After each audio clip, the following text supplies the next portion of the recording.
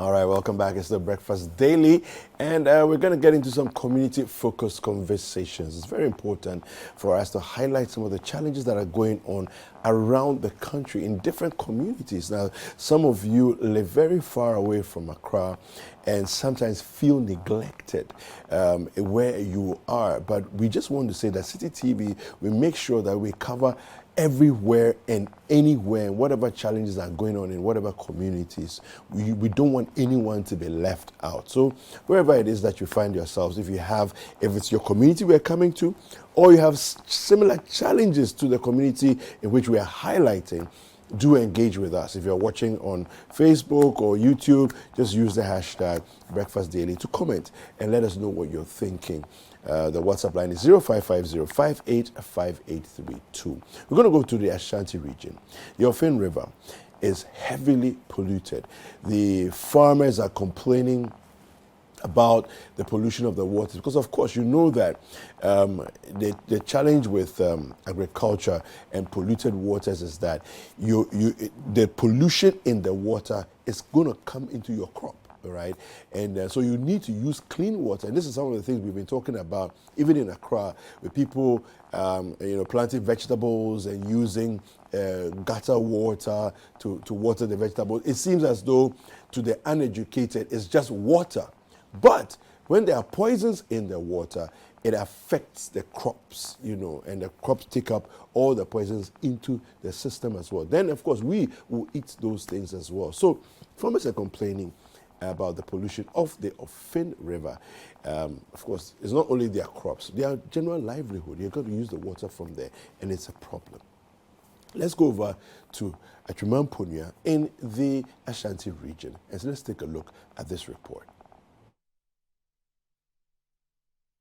For the past 10 years, 48-year-old Bandim Anani has been working on this land where he cultivates pepper and okra. Smallholder farmers like Anani in communities like Abumpe and Bedabo in the Atwima Mponua district have for years relied on the river Offin as a major source of water for irrigation. Anani connects a water hose from a section of the river Offin just behind his residence to his 3-acre farm, which is meters away. But the destruction of the water source by illegal miners is posing a danger to his farming business. Offina near the Atwima. Since you started here, me back room, I'm 27 years, 28 years.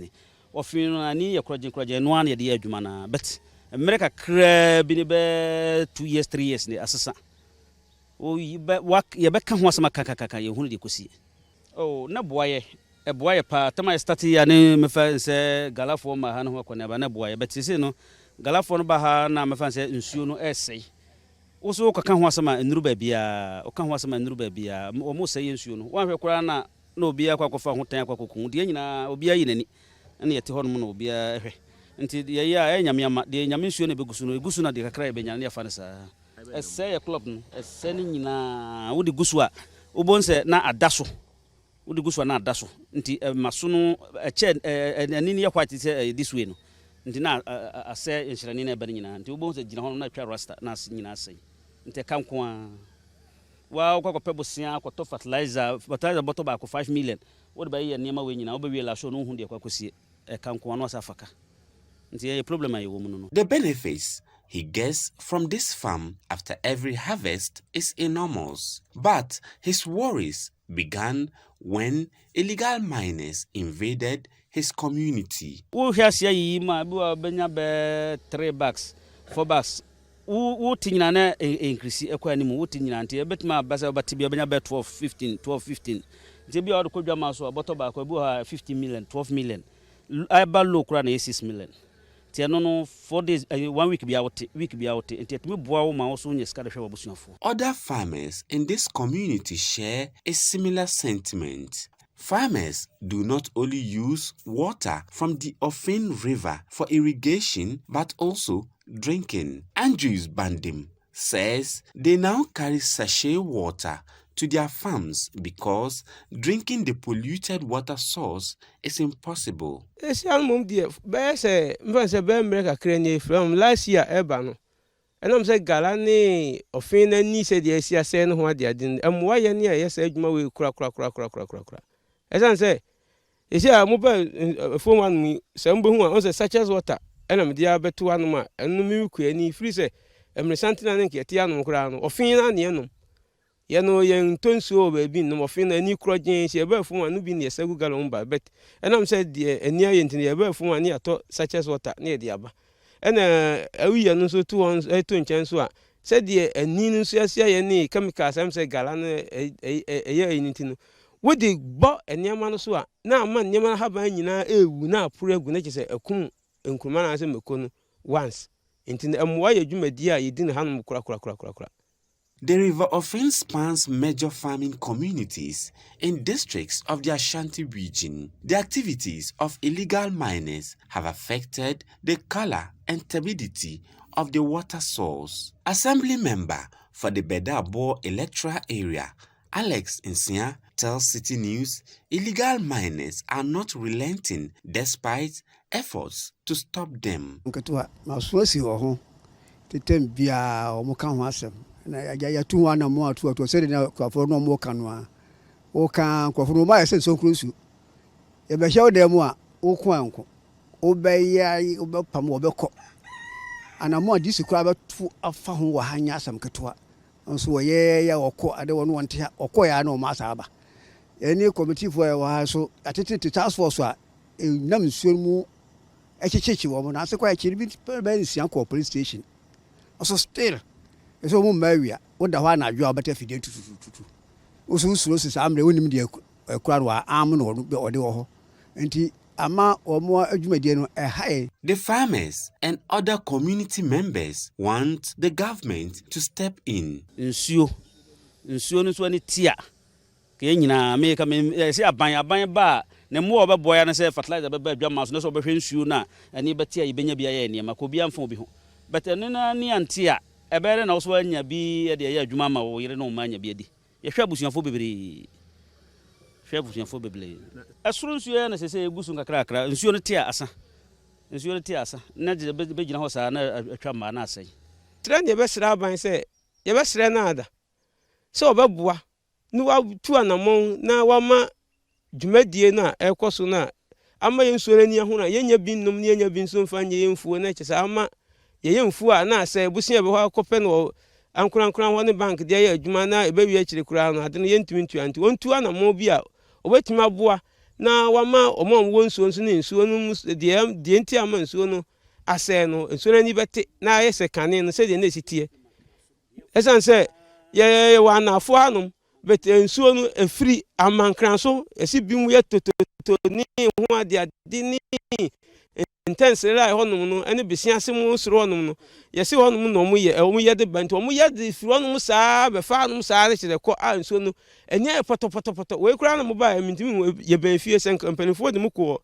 Offin mu ko hwe ya we no kura metuma ka say for the past best 2 weeks ni na ni ate no eni ntie ende opanyin 7 preduasa nsuo no uhu nsuo na te say nsuo a ato ofi a kyese ahono ayi nete no ade a etini ekon sa nete entini oban mu aye. Farmers like Anani remain handicapped in stopping these illegal miners, but their livelihoods continue to be threatened.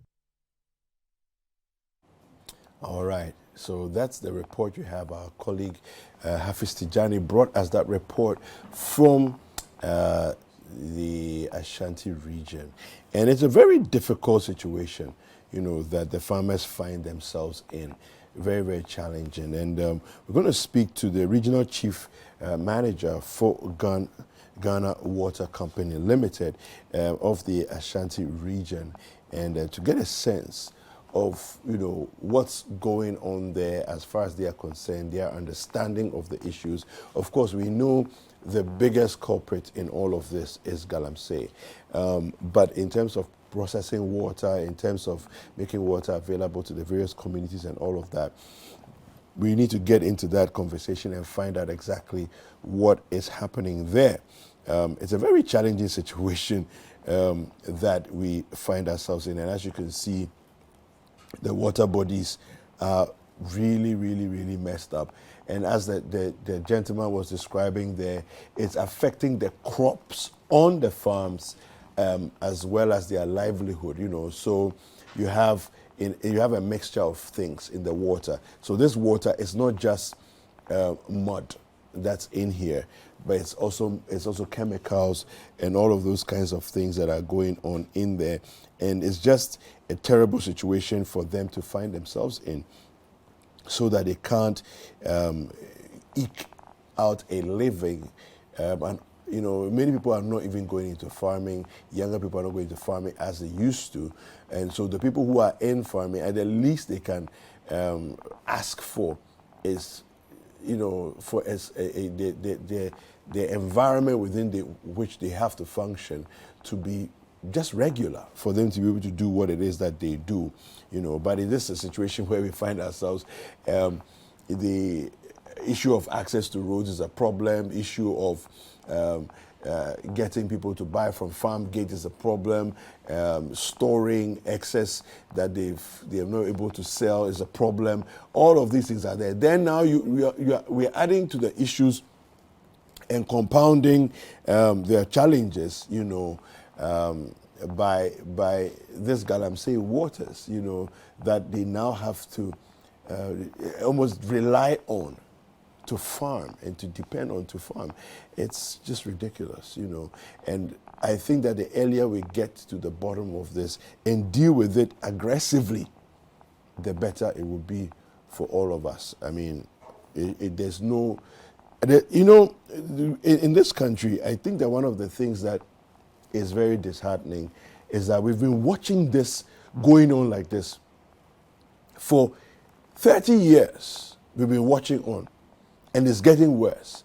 And every time a government comes into place and says they want to do something about this, they treat it with kid gloves, almost as though it's like, let's appear to be doing something, but let's not really deal with it, because we know that some of our people will be affected if we, you know, bring the sledgehammer down. You know, but this is something that's beyond sledgehammer now.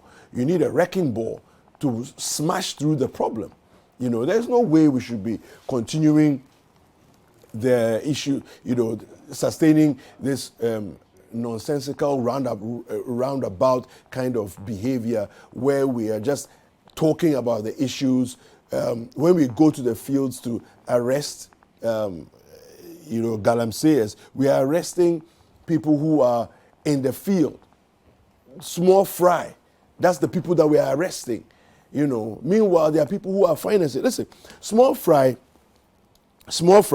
they can be gotten by anybody, right? Anybody can hire small fry, all right? So if the person is earning 10, 15, 20, 30, let's say even up to 100 Ghana cedis per day, that kind of labor can be hired by anybody. However, the person who can buy an excavator, there are very few of them in this country. The people who can hire excavators, there are more of those, but there are not as many as those who can be paid 100 Ghana cedis a day. You know, and so that's what, you know, I think we should stop the rhetoric of we are fighting galamsey if we're not willing to go after the big people, the financiers, those that are doling out money to hire. If we're not willing to go, let's stop the gimmickry. Because that's what it is. It's gimmickry. Pretending to do, but we're not really doing, and the waters are getting worse. The farms, look, people's cocoa farms are destroyed. All of that is ridiculous. Let me welcome this morning Apioko, who's joined me on the show this morning. Api, good morning. Good morning. How are you? Well, I'm all right, but then I might say what's good about the morning. Well, at least the sun is up, so we're getting vitamin D, so at least we can be happy about that. Well, that's all right. Yeah. That's all right. No, but you've hit the nail right on the head. We are playing with this galamsey thing. Yeah. And we've been playing with it for years now. Yes. Galamsey didn't just pop up yesterday or last year. And I keep referencing, 2017. Of course, it existed before that. Issues were popping up before that. As far back as 2012, 2013, we started hearing it and seeing the effects of galamsey. But 2017 is when we realized that, look, this thing has become a canker. It's going to eat us up. It's going to fester. It's going to become a sore that we cannot cure. And it will do something to us that we cannot explain to ourselves even, let alone the generations after us, right? And so then we had the Media Coalition for Galamsey being convened. Going at the time, remember, Star Ghana was supporting with some flyers, all that, going around, sensitizing people. And at the time, I remember that people in Accra, a lot of people didn't care because they just didn't see how it was affecting them. But now, fast forward 5 years down the line, the effects are glaring. And we are still playing games. We're still playing games. We can't say we don't know. We can't say we don't know. Look, go on TikTok. People are showing gold that they've mined from galamsey pits. Foreigners are showing it. You can't go there. You can't crack down. You see, and for me, I think that if somebody, first of all, a certain kind of public sale of gold is problematic because our laws speak clearly about it. Let's go over to the Ashanti region. We want to talk to the regional manager for the Ghana Water Company and find out from him what the issues are as far as they are concerned, where their biggest challenges are. Let's find out from him. He's Hansen Mensah Akwete. Good morning, sir. Good morning. Yes, welcome to Breakfast Daily. Thank you. Yes, now, just give us a sense of how bad the situation is as far as Ghana Water Company is concerned in terms of being able to provide water using the water bodies that are around you. As a matter of fact, let me just say good morning to all the listeners. As a matter of fact, we are facing a very serious challenge with respect to our treatment processes. Okay. The reason being that the illegal mining activities have actually worsened the situation of our raw water quality. And in view of that, what it means is that you need to do more further treatment processes, be able to come up with the same product, with either to have years of few processes to get it out as a very good qualified or a product that are conform to the compliance standards.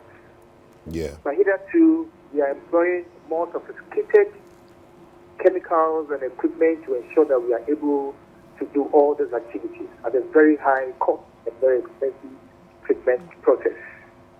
And that's why we find ourselves with respect to our treatment processes. And so it's having the guide to balance.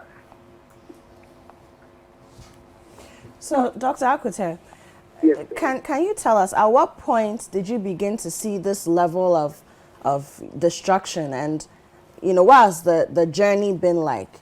So at what point did you start seeing the deterioration of the water? How it was affecting your operations? And then how did we get to this point?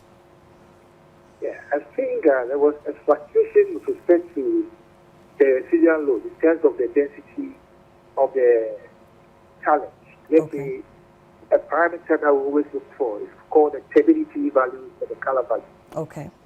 Yes, we started experiencing this high load of turbidity from 2020 upward. Okay. And this has... So, Doc, just to be clear, in terms of the turbidity, you're looking for water that's as clear as possible, right? So at this point, the water is looking more brown, looking more murky. Is that what it is? Okay. That's what it means. It means there are more salts that is running into the water, probably because somebody has exposed the surface of the soil. And if there are any runoff by rainfall, all the salt runs back into the river and makes it more worse in terms of the quality and the density of salt we see in the water. In terms of, I just want to have, I mean, you probably be best placed to answer this, but in terms of, usually when water sits for a while, the silt drops, right? And so, you find water clearing up. But we've noticed that over a period of time, as things have gotten worse in our rivers, the ability for the silt to sink to the bottom seems to be getting less and less. It's losing its capacity to drop to the bottom. What's going on there? What are the dynamics of things that are going on there that's creating this sort of colloidal solution that will not settle? Okay, thank you so much. Apparently, the colloids have different densities. Okay. And depending on how you actually treat the source material, you will have a pulverized type. That is, some that are of a powder form. That are so small particles that they take a long time to settle. I see. And if you could follow the activities of the galamsey miners, they actually pulverize the silt. In other words, they tend to grind the turpentine. Okay. So in grinding them, you bring out the particles from the larger size to a more smaller size, which is now less denser to settle. Okay. So invariably, they are always suspended in the solution of the river or the water. Yeah. So it makes the water very turbid and very colorful. And that problem is so serious because with respect to our treatment, if the silt or the colloidal particle hasn't got that size of density to settle, it means that you must employ more sophisticated and more advanced and more costly chemicals to reduce the density, increase the density of the particle to make it settle. What sort of machinery are we looking at when you say they pulverize the dirt to a finer powder? I can imagine some kind of heavy equipment sitting close to the rivers or in the rivers. Yeah, they grind the soil. Before they extract the gold, they go through a kind of a mill. I see. Where they wash the sand, they grind it up to be able to come out with the little particle of the gold they want. And in doing that, we subject the other particles as well into very small, fine particles. Okay. And that makes them less denser to settle. Now it becomes very, very small in terms of the size particles. Yeah.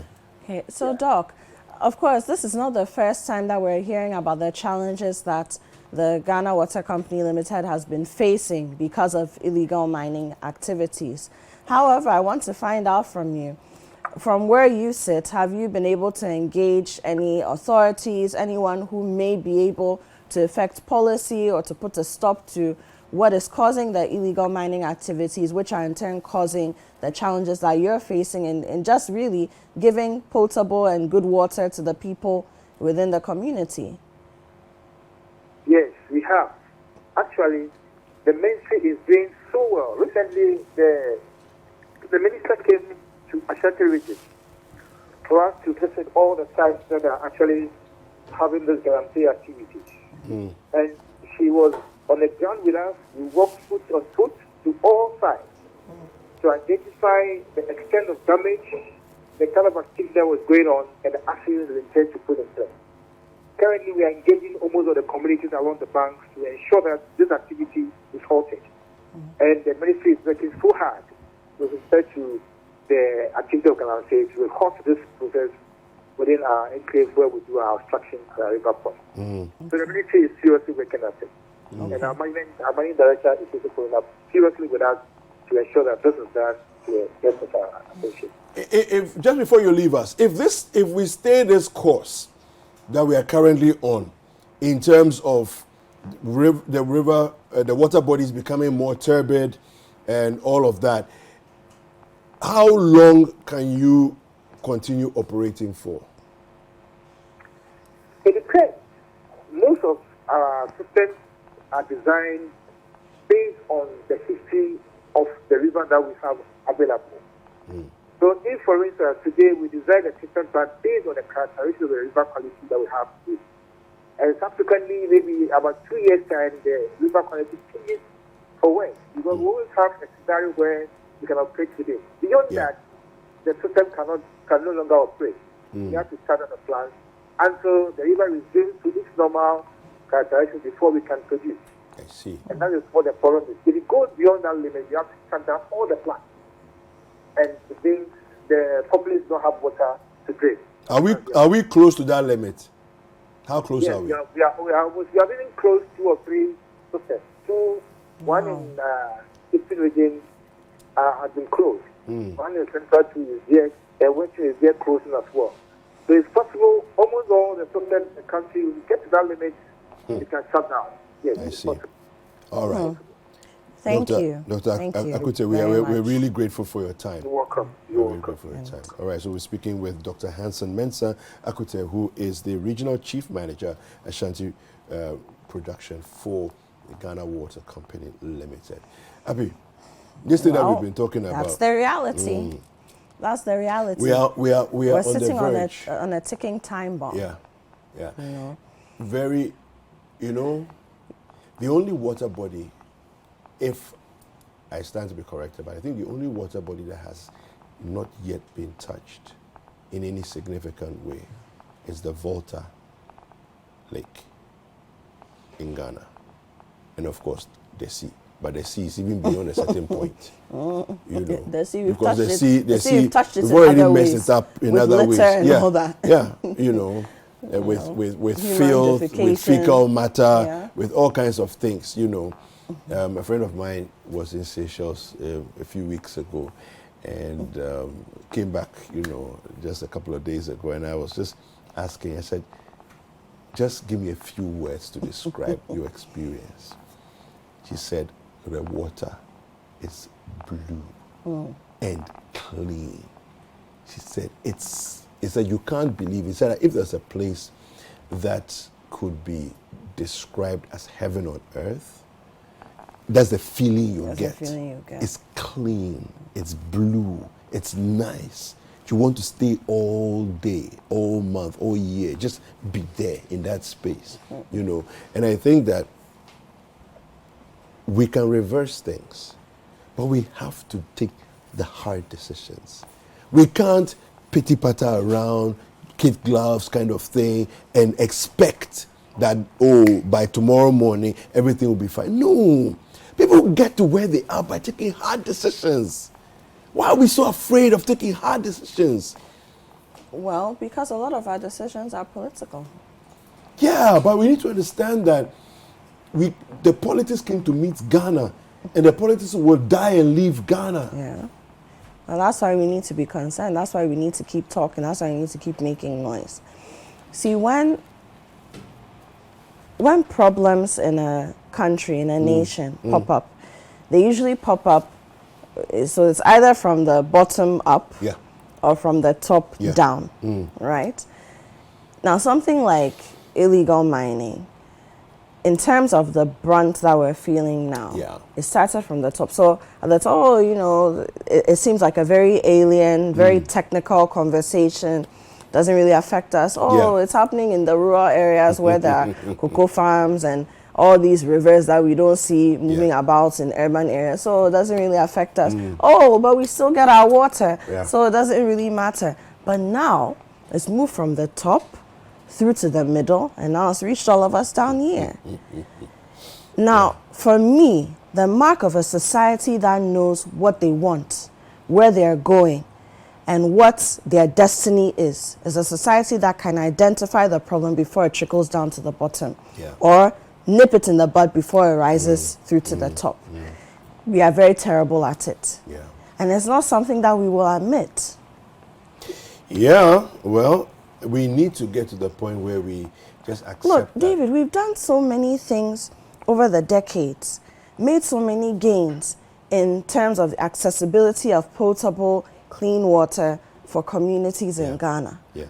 I remember all the different campaigns that were happening through the 90s. I mean, look, we've made so many gains.